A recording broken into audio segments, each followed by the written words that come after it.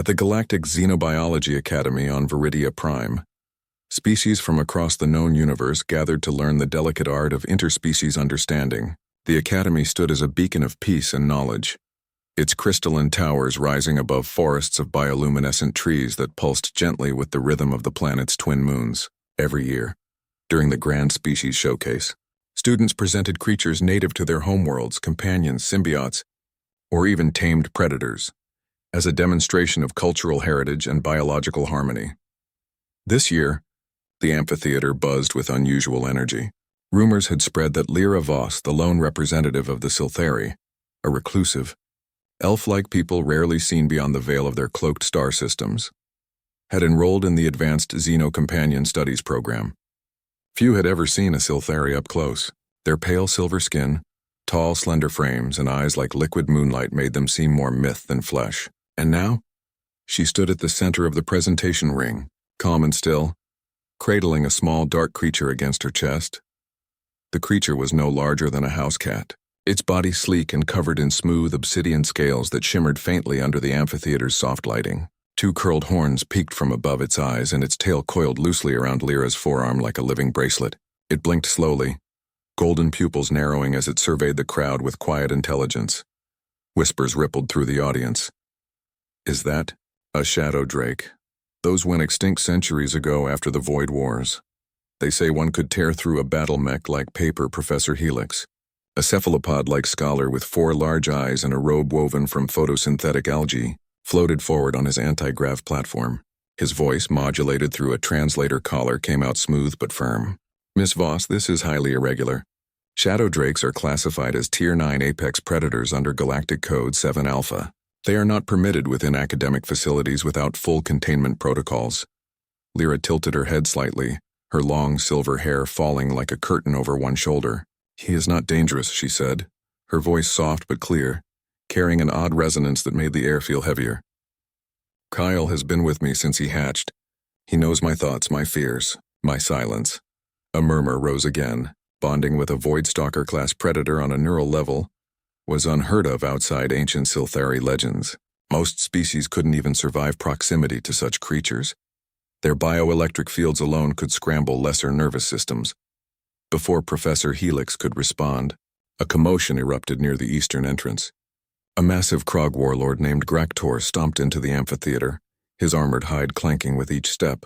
Krogs were brutish, warlike beings from the iron wastes of Gore 9, known for their love of combat and their habit of keeping savage beasts as status symbols. Slung over his shoulder was a thick chain leash, at the end of which snarled a thresher hound, a hulking, 6-legged carnivore with serrated teeth and eyes glowing red with aggression. Ha! Graktor bellowed, his voice like grinding stone. You bring a lizard to class and call it a pet, the Krog shows true strength. He yanked the leash and the thresher hound lunged forward, saliva dripping from its maw as it locked onto Kale. The crowd gasped and scrambled back. Professor Helix raised his tentacles in alarm. Graktor, control your beast immediately. But it was too late. The thresher hound charged, a blur of muscle and rage, jaws wide enough to crush bone. Lyra didn't move. She didn't flinch. She simply held Kale a little tighter. In the next heartbeat, everything changed. Kale launched from Lyra's arms like a bolt of black lightning. He didn't growl or roar, he moved with terrifying silence. Mid-air, his body seemed to stretch, his wings flaring open for just an instant, revealing membranes veined with faint silver. He met the thresher hound not with brute force, but with impossible precision. One clawed foot slammed down on the beast's snout, pinning it to the floor. The other hooked under its throat, pressing just hard enough to stop its breath without breaking skin. The thresher hound whimpered. Its red eyes rolled in panic. It tried to thrash, but Kale's grip was absolute. The entire amphitheater fell into stunned silence. Even Graktor stood frozen, his mouth half open. Then, as quickly as it began, it was over. Kale released the hound, dropped lightly to the ground, and trotted back to Lyra. He curled around her feet, nuzzling her ankle like a contented house cat. The thresher hound slunk behind Graktor's legs, tail tucked, ears flat. Professor Helix slowly lowered his tentacles. That was not in the syllabus. Lyra knelt and stroked Kale's head. He does not seek violence, she said. Only respect. Graktor grumbled something under his breath and dragged his humiliated pet away, the crowd parting before him like water, just as the tension began to ease. The main doors hissed open again. Everyone turned. A human girl stood in the doorway, breathing hard. Her clothes dusty and her boots caked with dried mud. She wore faded jeans, a gray hoodie with a small tear near the elbow and a backpack slung over one shoulder. Her brown hair was tied back in a messy ponytail, and there was a smudge of soot on her cheek. She looked like she'd run all the way from the spaceport. "Sorry I'm late," she said, brushing dust off her sleeve. "Got held up by a sandstorm on Mars. Shuttle got buried up to the windows."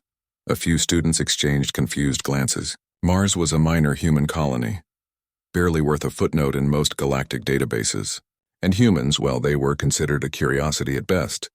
A primitive species from a so-called Deathworld, a planet so hostile it supposedly bred creatures that could survive acid rain, earthquakes and predatory megafauna without advanced tech.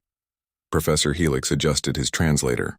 "Miss Miller, is it Claire Miller?" she said, stepping inside. "Freshman year. Companion Studies." "You are 37 minutes late," the professor noted. "And you were assigned to present today." Claire nodded, unfazed. "Yeah, I know." She walked down the aisle, ignoring the stares. Some students leaned away as she passed, as if afraid her Deathworld stench might rub off. Others watched with open curiosity. Humans were rare at the academy. Only a handful had ever been admitted, and always under special exemption. She stopped in the center of the ring, next to Lyra. For the first time, their eyes met. Lyra's gaze was calm, unreadable. Claire's was sharp, assessing. Then Claire looked down at Kale. Her expression changed. Not fear, not awe, but recognition. "That's not a pet," Claire said quietly. "That's a juvenile void stalker." The room went still again. Lyra's eyes widened slightly. "You know what he is? My grandpa fought one on Titan Colony," Claire said, her voice low. "Back when the Outer Rim was still wild. It tore through 3 security mechs before they dropped an orbital lance on it. Even then, it took 6 hours to die." A chill ran through the amphitheater. Titan Colony was a footnote in human expansion history, a failed mining outpost overrun by unknown predators. Most historians assumed the reports were exaggerated, but Claire spoke like she'd seen the scars herself. Professor Helix cleared his throat. "Miss Miller, your assignment was to present a companion native to your homeworld. Do you have one?" Claire didn't answer right away. She unzipped her backpack and set it on the floor. Then with careful hands, she reached inside. The crowd leaned forward. Out slithered a long, iridescent snake, 6 feet of muscle and scale. Its body shimmering with greens, golds, and deep blues like oil on water. It moved with quiet grace, coiling around Claire's arm before lifting its head to survey the room with calm, unblinking eyes. "This is Daisy," Claire said. "She's from the Everglades in Florida. Eats gators for breakfast. Once took down a feral hog that was terrorizing my neighbor's farm." Some students recoiled. Reptiles were taboo in many cultures, seen as symbols of deceit or death. A few even activated personal shields. But Kale didn't hiss. He didn't flare his wings or bare his teeth. He lifted his head and made a soft, rumbling sound deep in his chest. Not a growl. Almost a purr.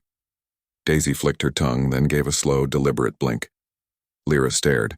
He's never done that before. Claire looked at her, then at the dragon, then back at Lyra. Maybe he's tired of being the only predator in the room. Before anyone could respond, a deep, shuddering alarm blared through the academy. Red emergency lights flashed along the walls. The floor vibrated faintly. Professor Helix's eyes widened. Intruder alert. Perimeter breach in Sector Delta. A student near the back shouted, "It's the Krog fleet, they're docking ships near the East Spire." Graktor's voice boomed over the chaos. "Today the Silthari air comes with me." Lyra went pale. "They're after me." Claire didn't hesitate. She scooped Daisy into her arms and turned to Lyra. "Stay close to your dragon, and whatever you do, don't let them separate you from him." Outside, the sky darkened as warships descended through Viridia Prime's atmosphere, their hulls scarred with battle sigils. The showcase was over. The real test had just begun. The alarm screamed through the academy like a wounded animal. Red lights pulsed along the walls, casting long shadows that danced over the faces of panicked students. Some froze. Others ran for the exits. A few activated emergency beacons, hoping for rescue that might never come. Outside, the sky burned with the fiery trails of descending warships. Krog raiders, their hulls painted with the jagged symbols of Graktor's blood clan. Lyra stood still in the center of the chaos, her silver hair catching the flickering light. Kale pressed against her leg. his scales darkening to match the shadows around them. His golden eyes scanned the room, alert and sharp.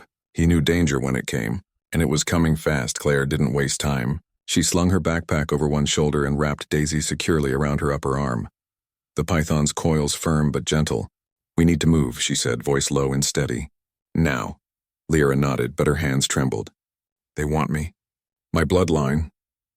It's tied to the old war beasts. The Krog believe Silthari heirs can awaken dormant void stalkers hidden in the galaxy's core." "Great," Claire muttered. "So you're basically a dragon key." "Something like that." Professor Helix floated toward them, his tentacles twitching with urgency. "Miss Voss, Miss Miller, the emergency tunnels are open. Head to sub-level 3. Security teams are en route, but the Krog have jammed our comms and disabled the shield grid." "How many are there?" Claire asked. "At least 24 armed raiders. Maybe more." Claire's jaw tightened. "Then we're on our own." She grabbed Lyra's wrist. "Stick with me, and keep Kale close." They ran. The halls of the academy twisted like living veins, lined with glowing flora and shifting walls that responded to biosignatures. But now the lights flickered, and the air smelled of smoke and ozone. Distant explosions shook the floor. Somewhere above, metal groaned as a warship tore through the outer dome. They turned a corner and nearly collided with a group of fleeing students. 3 avians from Zira, their feathers ruffled in panic. One of them cried out when she saw Kale. "That thing is with you," she shrieked. "It'll bring them right to us. He's not the problem," Claire snapped. "The Krogar. Now move or get left behind." The avians hesitated, then darted down a side passage. Claire didn't look back. They reached a maintenance hatch marked with a faded red symbol, a human-style emergency exit, installed after the last human student nearly died trying to find shelter during a drill. Claire yanked it open. "In here." The tunnel was narrow, dark, and smelled of damp metal. Claire pulled a small flashlight from her pocket, old, battered, but reliable, and clicked it on. The beam cut through the gloom, revealing rusted pipes and cobwebbed vents. Lyra followed, Kyle padding silently at her heels. "You knew this was here." "I studied the academy blueprints during orientation," Claire said. "Back home, if you don't know every exit, every weak wall, every storm drain, you don't survive." Lyra looked at her, really looked at her for the first time.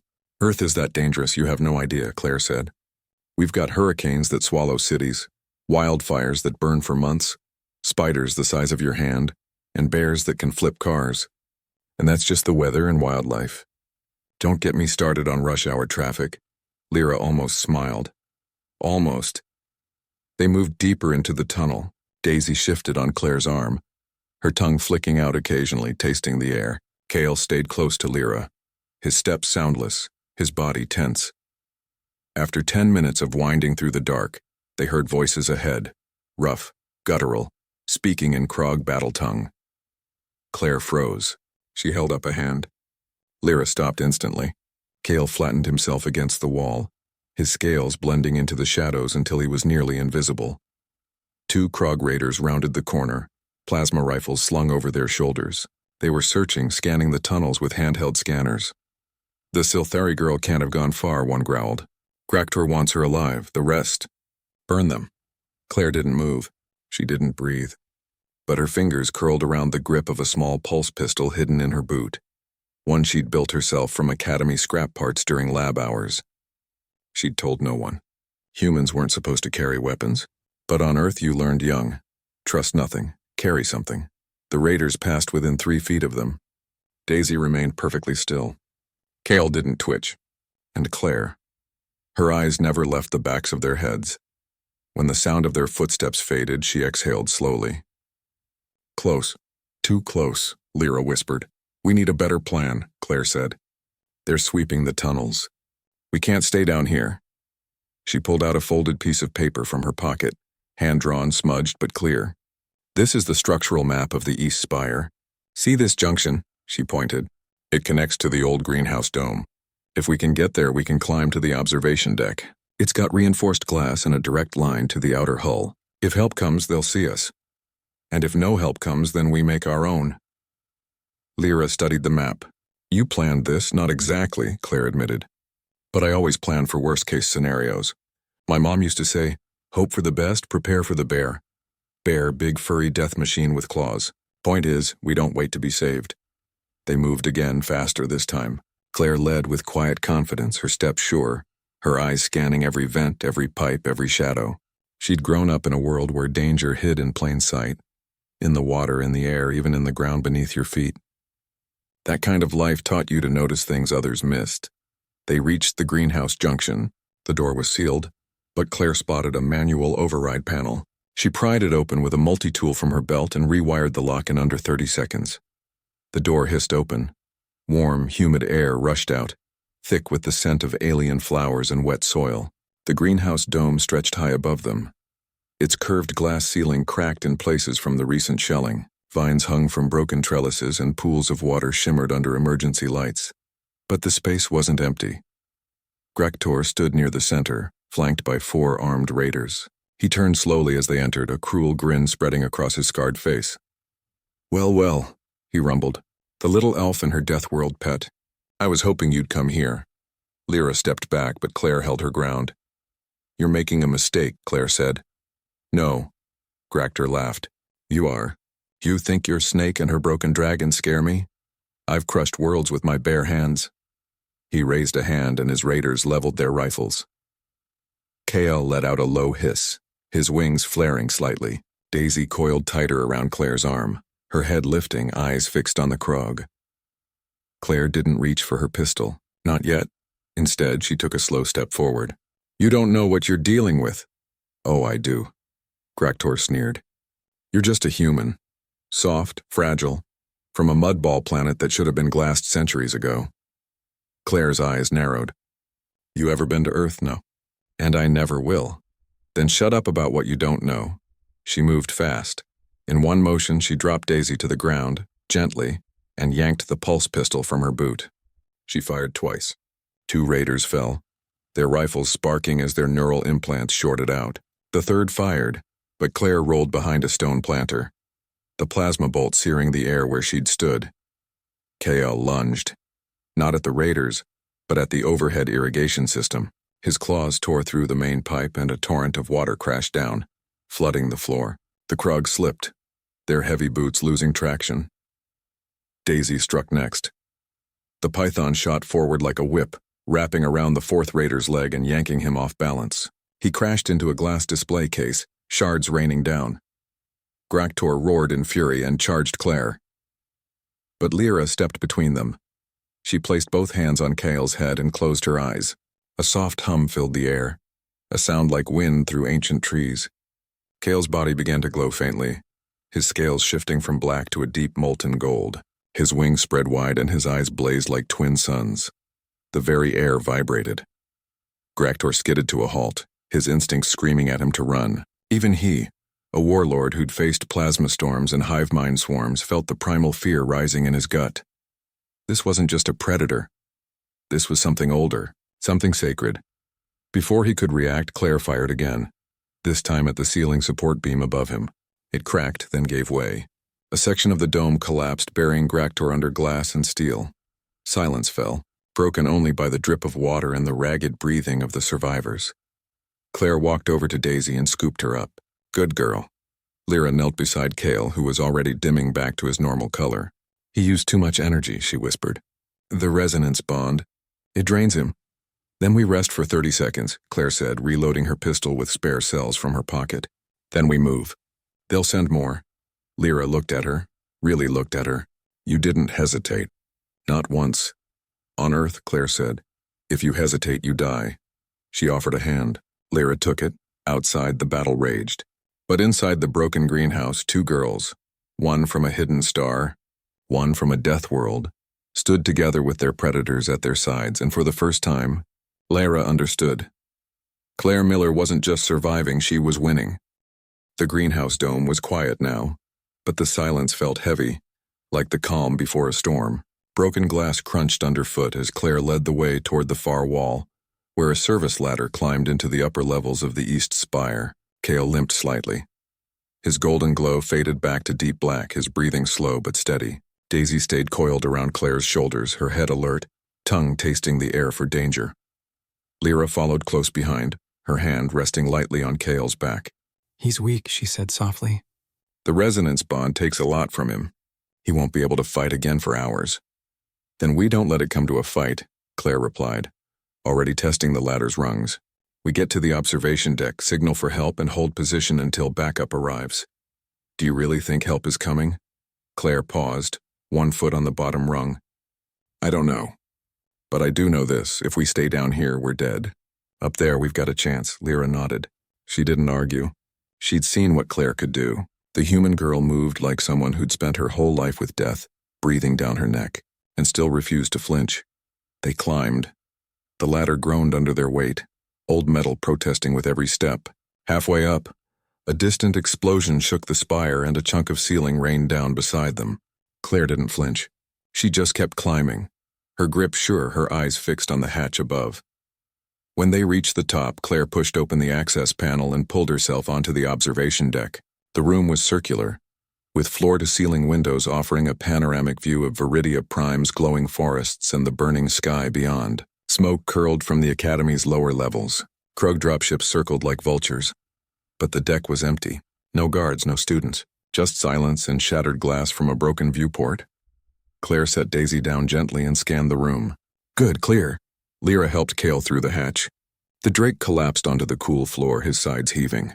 Lyra knelt beside him, whispering in the old Silthari tongue, a language of wind and starlight. Kale's eyes fluttered but didn't open. Claire moved to the communications console near the wall. She tapped the screen. Static. Jammed, she muttered. Of course. She opened a side panel and started rewiring the system with quick, practiced hands. If I can bypass the main relay, I might be able to send a short-range distress pulse. Not enough to call a fleet, but enough for a nearby patrol ship to notice. While she worked, Lyra kept watch at the window. Her silver eyes narrowed. They're coming. Claire didn't look up. How many? At least 6, climbing the outer support beams. Figures, Claire said, snapping a connector into place. They don't want to blast the spire, might damage the prize. She glanced at Lyra. That's you, by the way. Lyra didn't smile. What do? We hold the high ground, Claire said, pulling her pulse pistol again. And we make every shot count. She moved to the shattered window and peered down. 6 Krog raiders were scaling the spire's exterior, their clawed gloves gripping the metal struts with ease. They moved fast, silent, trained. Claire turned to Daisy. Stay with Lyra. Guard her. The python slithered over and coiled around Lyra's legs, her head raised, eyes locked on the approaching threat. Then Claire did something unexpected. She grabbed a fire axe from the wall mount and smashed the remaining intact viewports. Glass rained down outside, creating a dangerous barrier of sharp shards along the ledge. They'll have to climb through that, she said. Slows them down. Gives us time. She took position behind a reinforced console, pistol ready. Lyra stayed near Kale, one hand on Daisy, the other gripping a shard of glass like a dagger. Improvised, but sharp enough. The first raider reached the ledge. He hauled himself over, blood dripping from cuts on his arms, eyes wild with battle lust. He saw Claire and raised his rifle. She fired once. The pulse round hit his chest plate, overloading his armor's power cell. It exploded in a shower of sparks, throwing him backward off the spire. The second and third came together. Claire ducked as plasma bolts seared the air above her. She rolled left, came up firing. One raider went down, clutching his throat. The other charged, swinging a vibroblade. Claire met him with the fire axe. Metal clashed. Sparks flew. The Krog was stronger, but Claire was faster. She sidestepped, let his momentum carry him forward, then brought the axe down hard on his knee. He screamed and collapsed. Before she could finish him, the fourth raider burst through the window, knocking her off balance. They crashed to the floor, grappling for the pistol. Lyra didn't hesitate. She threw the glass shard like a throwing star. It struck the raider in the neck. He howled, clutching the wound, and Claire drove her knee into his gut, then put a pulse round in his temple. Only 2 left. But they were smarter. They came through different windows, flanking the room. One aimed at Lyra. Claire shouted, Daisy! The python struck like lightning, launching herself across the room and wrapping around the raider's arm. He roared, trying to shake her off, but Daisy's coils tightened with terrifying strength. Bones cracked. The last raider saw his comrades fall and froze. Claire stood, pistol raised. Drop it! He didn't. He lunged for Lyra instead, hoping to grab the Silthari heir as a hostage. But Kale moved. Weak or not, the Drake rose in a blur of black scales and fury. He slammed into the raider mid-leap, knocking him sideways. They crashed into the console, sparks flying. Kale's jaws closed around the Raider's forearm, and with a sharp twist, the bone snapped. The Raider screamed. Kale released him and stood over Lyra, wings flared, eyes blazing with warning. The fight was over. Claire walked over, breathing hard, and kicked the Raider's rifle away. "Everyone okay?" Lyra nodded, though her hands shook. "Kyle." He shouldn't have been able to move. "Love makes you strong," Claire said simply, then winced as she touched a cut on her cheek. Or maybe it's just Earth stubbornness. She turned back to the console. The rewiring was done. She tapped the screen. A faint signal pulsed out, short-coded repeating. "Sent," she said. "Now we wait." But the waiting didn't last long. A shadow passed over the deck. Not a dropship. Something larger. A Krog command cruiser descended slowly, its hull scarred with battle marks, its weapon ports glowing red. A voice boomed through an external speaker, deep and cruel. "Silthari girl, you have 1 minute to surrender, or I level this spire with you inside." Lyra went pale. That's Warlord Vorg, the true leader. Graktor was just his scout. Claire stared at the ship. They weren't here for a raid. "They were here for you." "Yes," Lyra whispered. "And now they have me cornered." Claire looked at her, then at Kale, then at Daisy. She took a deep breath. "No, they don't." She walked to the center of the deck, stood tall, and activated the external comm. "Hey, Vorg," she said, her voice calm, clear, and loud enough to carry. "You want her, come get her." Silence, then laughter, deep, mocking. "A human child dares challenge me." "I'm not challenging you," Claire said. "I'm inviting you." She turned off the comm and looked at Lyra. "They think we're trapped. That makes them careless. What are you planning?" Claire pointed to the damaged console. "That pulse didn't just send a distress call. It also triggered the Academy's emergency atmospheric purge, set to activate in 3 minutes. If that ship stays parked over us, the sudden pressure shift will fry its underbelly sensors and destabilize its hover engines." Lyra's eyes widened. "You rigged it." "Learned it from a documentary on old Earth space stations," Claire said with a small grin. "Turns out blowing up your own base is a great way to scare off bullies." Sure enough, 2 minutes later, alarms blared from the Krog ship. It jerked upward, engines flaring as it tried to gain altitude. But it was too late. A deep whoosh echoed through the air as the purge activated. A wall of compressed gas shot upward from the Academy's vents, slamming into the cruiser's underside. Sparks erupted. The ship listed sideways, one engine sputtering. It didn't crash, but it was hurt. And more importantly, it was distracted in that moment of chaos. A new sound filled the sky. Engines. Sleek, fast, and familiar. 3 Academy defense skiffs streaked in from the north, weapons hot. They'd picked up Claire's signal. The tide had turned. Lyra let out a breath she didn't know she was holding. "You did it." Claire shook her head. "We did it." Kyle nudged her hand with his snout, a soft rumble in his chest. Daisy slithered over and wrapped gently around Claire's boot.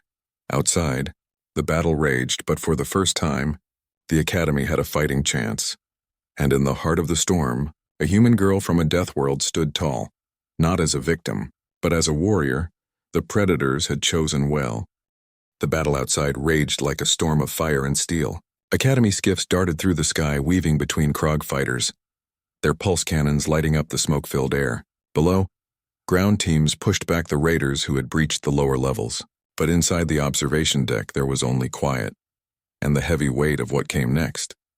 Lyra knelt beside Kale, her fingers brushing his scales. He lay still, his breathing shallow, his golden glow completely gone. "He gave everything," she whispered. "The resonance bond. It's tied to his life force. Every time he uses it, he risks fading." Claire crouched next to her, Daisy coiled loosely around her forearm. "Is there anything I can do?" Lyra looked at her, eyes filled with something deeper than fear, grief maybe, or awe. "You already did. You gave us time. You gave him purpose." Before Claire could respond, the main hatch to the observation deck hissed open. Both girls tensed. Claire's hand went to her pistol. Daisy lifted her head. Kale let out a weak growl, but it wasn't a Krog raider who stepped through.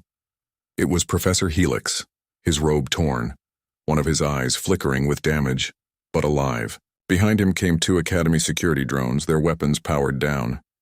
"Miss Voss," the professor said, his voice strained but steady. "Miss Miller."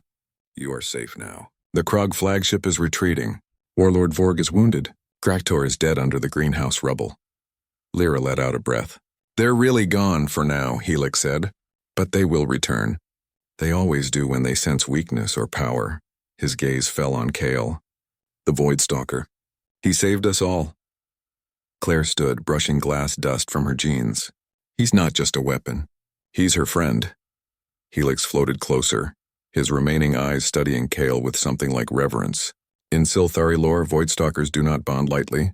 They choose only those whose spirit matches the wild heart of the cosmos. But this, he paused, this is different. He did not just protect Miss Voss. He responded to you, Miss Miller, to your snake, to your presence. Lyra looked at Claire, then at Kale. He sees you, she said softly. Not as an outsider. Not as a human, but as kin, Claire frowned. That doesn't make sense. I'm not Silthari. I'm not even close to your world. Maybe not, Lyra said. But Earth, your world. It is not just a death world. It is a cradle of predators. Every creature there fights to live. From the smallest insect to the largest beast. You grew up among them. You learned their ways. You carry their spirit, Kale stirred. Slowly, painfully, he lifted his head. His golden eyes locked onto Claire's. Then, with great effort, he crawled toward her. Claire didn't move. She let him come. When he reached her, he pressed his forehead against her knee. A gesture of trust, of submission, of bond. Daisy slid down from Claire's arm and touched her snout to Kale's side. The two predators sat together, silent, as if speaking in a language older than words. Professor Helix watched in awe. I have studied xenobiology for 300 cycles. I have seen symbiosis, mimicry, pack loyalty, but never this. A Voidstalker and an Earth Serpent recognizing each other across species, across galaxies. Lyra stood, her voice quiet but firm. It is because they are not just animals. They are guardians, and they have chosen their humans. Claire looked down at Kale, then at Lyra. What does that mean? It means, Lyra said, that Kale's bond is no longer only with me. It is with you, too. The resonance is split, shared. Claire shook her head. I can't take that. He's yours.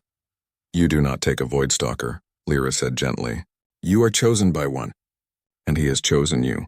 Not to replace me, but to stand beside me, beside us. Kale made a soft sound, almost like a purr, and nudged Claire's hand with his snout. She hesitated, then placed her palm on his head. Warmth spread through her fingers, not heat, but a deep, steady energy, like standing in sunlight after a long winter. In that moment, she understood. Earth had shaped her. Its storms, its beasts, its endless fight for survival. But here, in this broken tower on an alien world, she wasn't just a survivor anymore. She was part of something greater. Professor Helix cleared his throat. The High Council will want to speak with you both. This changes everything. The Silthari have kept Voidstalkers secret for millennia. Now one is bonded with a human. The galaxy will not ignore this. Let them talk, Claire said. We didn't do this for politics. No, Lyra agreed. We did it to live. Outside, the sky began to clear. The smoke thinned. The Academy's emergency lights shifted from red to soft blue, safe mode. But Claire knew better than to believe it was over. Back on Earth, her grandpa used to say, the bear might leave your camp, but it remembers your scent. The Krog would be back, and next time, they wouldn't send scouts, they'd send a fleet. But Claire wasn't afraid. She had Daisy. She had Kyle. And now she had Lyra, not just an ally, but a sister in arms. As the sun rose over Viridia Prime, casting golden light through the broken windows, the four of them stood together on the observation deck. Two girls, two predators bound not by blood but by battle, trust, and the wild hearts of their worlds. And somewhere in the silence, the galaxy held its breath. For the first time, it realized that humanity was not just surviving their death world. They were bringing its spirit to the stars. The amphitheater was quiet when they returned. The broken glass had been swept away, the scorched seats replaced, and the air scrubbed clean of smoke and fear. But everyone remembered. The students sat in neat rows, their postures stiff, their eyes wide. Even the professors stood at the back, silent, watching. Lyra walked in first, her silver hair gleaming under the soft lights, her steps calm. Kale moved beside her, his scales no longer dull but shimmering with a faint golden sheen. Stronger now, healed by rest and something deeper, something shared. Daisy rode coiled around Claire's shoulders like a living collar of honor, her iridescent skin catching the light with every slow breath. Claire followed, her jeans still dusty, her hoodie torn but her head held high. Professor Helix floated to the center of the ring. "The species showcase will resume," he announced, his voice steady. "Miss Miller, you were interrupted before you could complete your presentation." Claire stepped forward. She didn't smile. She didn't boast. She just stood there, grounded, real. "Daisy," she began, "is from the Everglades in Florida. That's a wetland on Earth full of alligators, snakes, and bugs the size of your thumb. She's a Burmese python, but she's been on Earth so long she's basically native now. She eats whatever's dumb enough to get close, rabbits, deer, even small alligators. Once a feral hog broke into my neighbor's yard, tore up his garden, charged his dog. Daisy took it down in under a minute. Didn't even need help." She paused, then added, "She's not a pet. She's family." A murmur rippled through the crowd. Some students leaned forward. Others shifted uncomfortably. Reptiles were still taboo in many cultures, seen as cold, emotionless, dangerous. Then Claire looked at Kale. "And him. He's not mine. He belongs to Lyra. But he chose to stand with me too. Because he saw something in me. Maybe it's because on Earth, we don't have fancy shields or energy fields. We've got teeth, claws, storms in each other. We survive because we fight, not just with weapons, but with heart." Lyra stepped beside her. "Kale is a void stalker, a creature my people believed extinct. He hatched under twin moons and bonded to me when I was just a child. But during the attack, he did something no Silthari record has ever mentioned.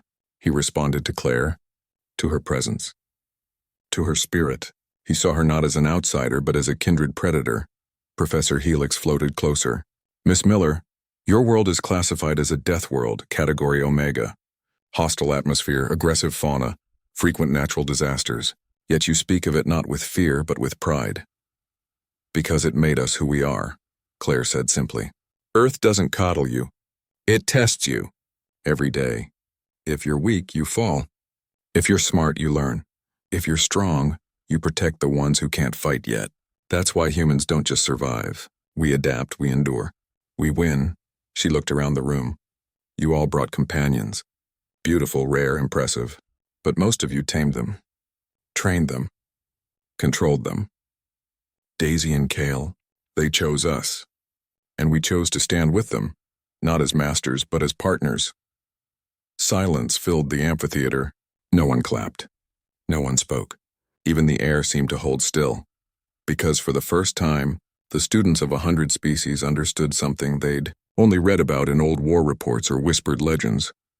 Humanity wasn't primitive. They were apex, not because of their tech, though they built fast and clever, but because of their spirit, their refusal to break, their bond with the wild things of their world, even the ones that could kill them. A young avian from Zira raised her hand slowly. "Is it true that on Earth children play outside, with no shields, no drones, just open sky?" Claire nodded. "Yep, we call it going to the park." Another student, a reptilian from Xylos, asked, "And you really fought the Krog?" "With just a pistol and a snake and a fire axe," Claire added with a small grin. "Never underestimate a good old Earth tool." Lyra spoke then. "The Silthari hid for centuries, fearing our power would be used against us. But watching Claire, I realized hiding doesn't protect you. Courage does. Trust does. Partnership does." Professor Helix turned to the assembly. "This showcase was meant to celebrate diversity.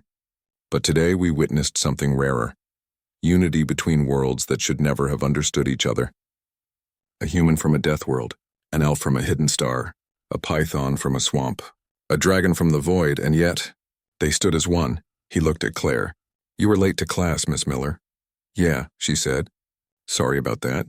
"Do not apologize," he said. "You arrived exactly when you were needed." After the showcase, students gathered around them, not with fear, but with questions. How do you train a python? What do void stalkers eat? Can humans really survive without climate control? Claire answered each one honestly, without pride, without shame. Lyra stood beside her, Kyle at her feet, Daisy now resting in Claire's arms like a living scarf. Later, as the sun set over Viridia Prime, the two girls sat on a balcony overlooking the Healing Academy. Kale lay curled at their feet, wings tucked, eyes half closed. Daisy dozed on the railing, soaking in the last warmth of the day. They'll talk about us, Lyra said softly. Some will fear us. Some will want to study us. Others will want to use us. Let them try, Claire said. They'll learn fast that predators don't like cages. Lyra smiled. A real smile this time. You know, my people have a saying. When the stars align, the void sings. Today, the void sang for us. And Daisy hissed, Claire added with a laugh. They sat in comfortable silence for a while, watching the twin moons rise. Then Claire spoke again. You think they'll come back the Krog? Yes, Lyra said. But next time they won't see just a Silthari heir or a human girl.